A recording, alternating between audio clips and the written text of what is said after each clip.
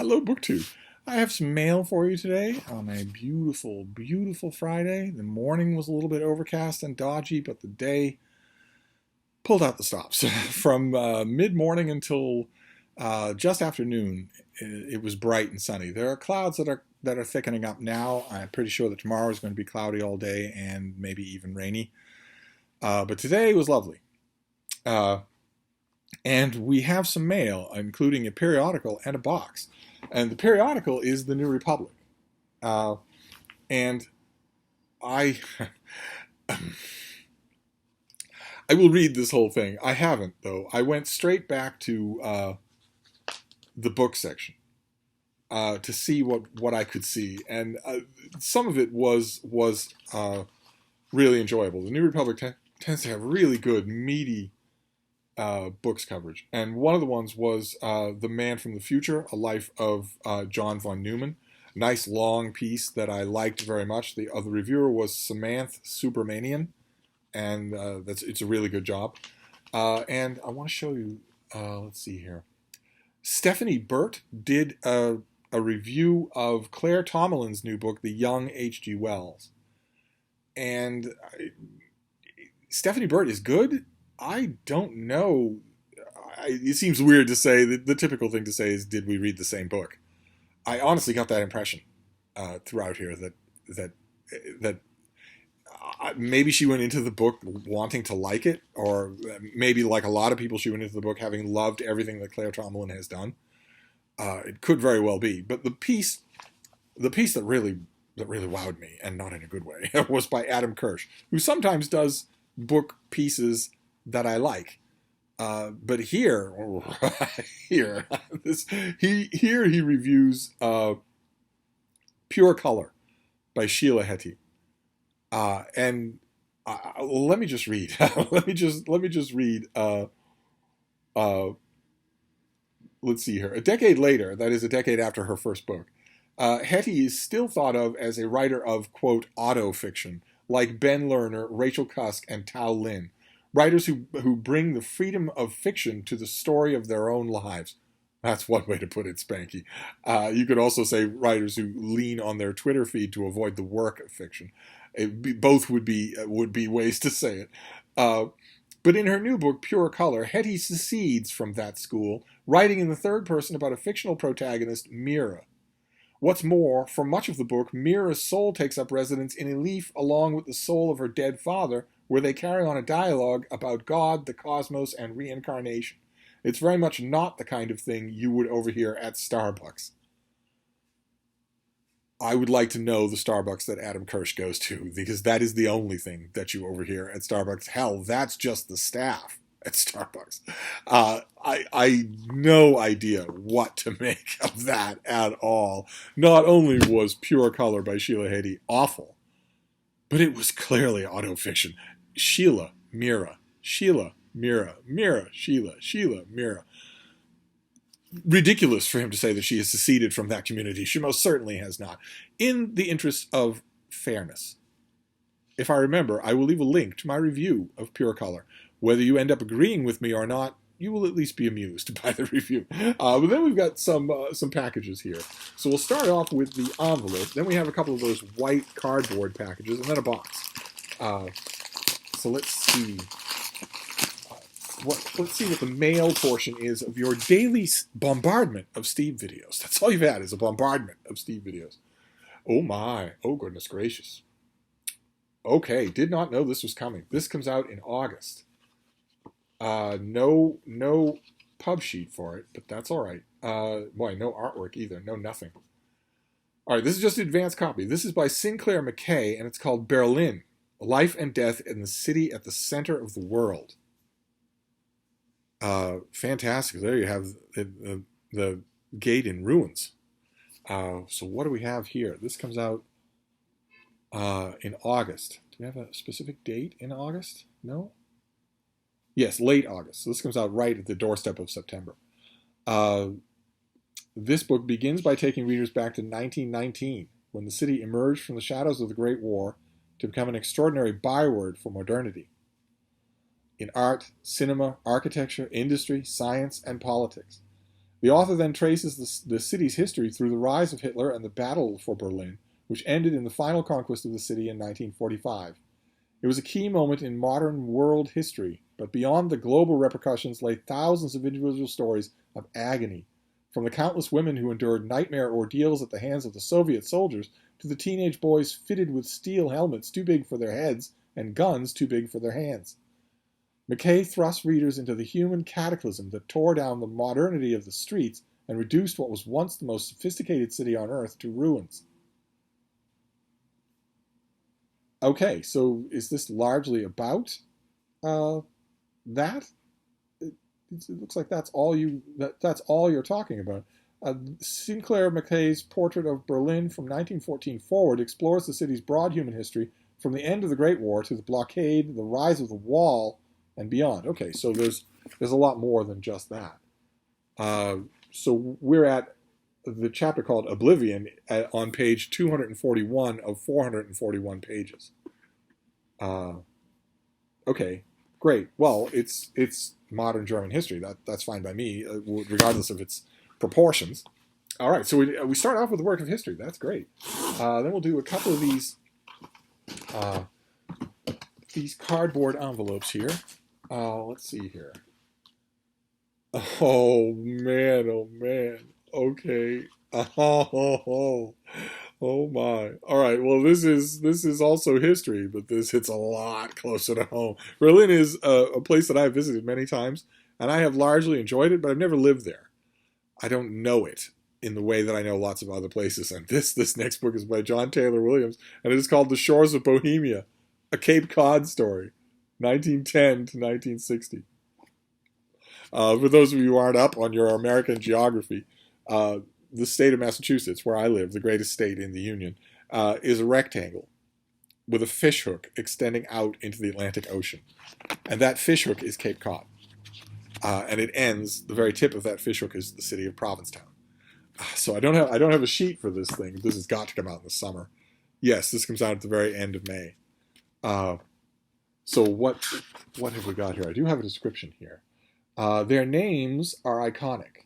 Eugene O'Neill, Wilhelm de Kooning, Joseph and Annie Albers, Emma Goldman, Mary McCarthy, Edward Hopper, Walter Gropius, and the list goes on and on. Scorning the devastation that industrialization had wrought on the nation's economy and culture in the early decades of the 20th century, they gathered in the streets of Greenwich Village and on the beachfronts of Cape Cod. They began as progressives, but soon turned to socialism, then communism. They founded theaters, periodicals, and art schools. They formed editorial boards that met in beach shacks and performed radical new plays in a shanty on the docks where they could see the ocean through the cracks in the floor. They welcomed the tremendous wave of talent fleeing Europe in the 1930s. At the end of their era, as the post-war economy boomed, they took shelter in liberalism as the anti-capitalism movement fragmented into other causes in the 1960s. John Taylor Ike Williams was married into the Cape's artistic world and has spent 50 years talking and walking its shores with these cultural and political revolutionaries, giving us the twisting lives and careers of a staggering generation of American thinkers and creators. Okay, so this is going to be a little bit different from the usual Cape Cod book. This summer we'll have half a dozen new Cape Cod books. But they will be picture books, they will be sentimental recollections of growing up on Cape Cod or what it's like to go to Cape Cod. Cape is an amazing place. But this obviously has a different remit. This wants to tell you about its turbulent political history. It's been 50 years since the last book like this that I can remember. Oh boy, fantastic. Okay, so that comes out in a while. I'm really tempted, but there are a lot of books on my docket for this weekend. So I might not get to that one until a little bit closer to May. Then we have the last of these. Oh my God! All right. Well, this is a hit so far. As a mail haul, this doesn't get much better. This comes out. Let's see here. When do you come out? Late May. This is by Jack Gedney, and it's called "The Private Lives of Public Birds: Learning to Listen to the Birds Where We Live." So not a bird watching book. This is about the birds that live in your park, in your yard, in your house, in the eaves of your house. I have some of those birds. Oh wow. Okay, so this is coming out as a paperback for $26 in late May. Jack Gedney studies of birds provide resonant, affirming answers to the questions: who is this bird? In what way is it beautiful? Why does it matter?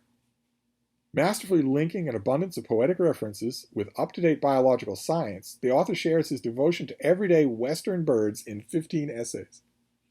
I'm already in love with this thing. And it comes out in late May, but I want to read it. I want to read it now. In the Cape Cod book, I want to read now.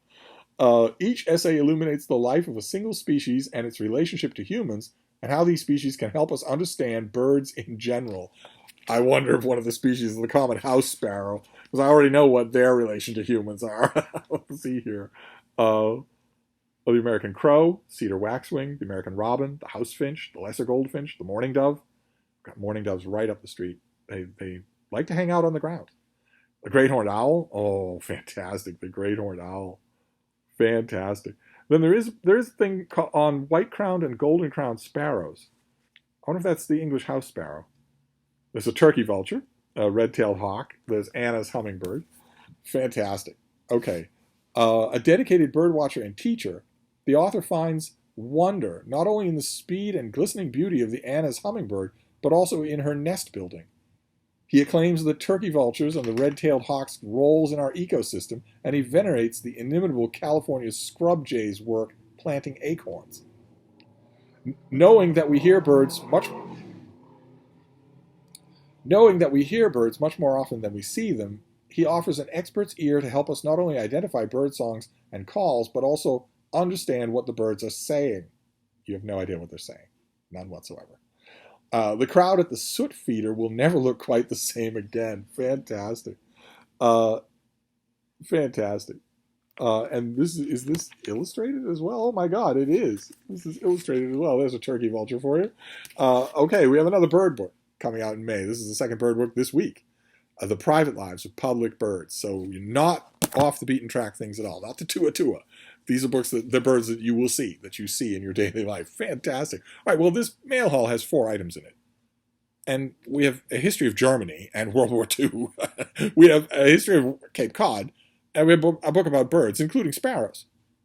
So the last thing is the box.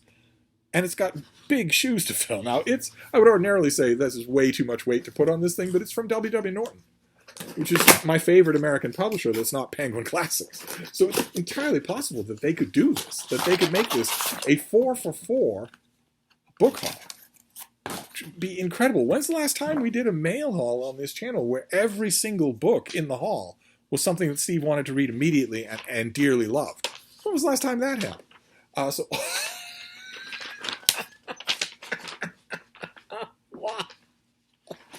Well, it's happened.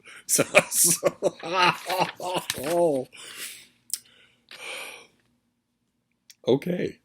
This comes out in August. This is by Brad Snyder, and it is Democratic Justice, a new biography of Supreme Court Justice Felix Frankfurter. A big honking thing. Oh, all right. So we are 4-for-4. This comes out at the end of August. All right. Let's calm down a little. All right. So the pub sheet only has blurbs.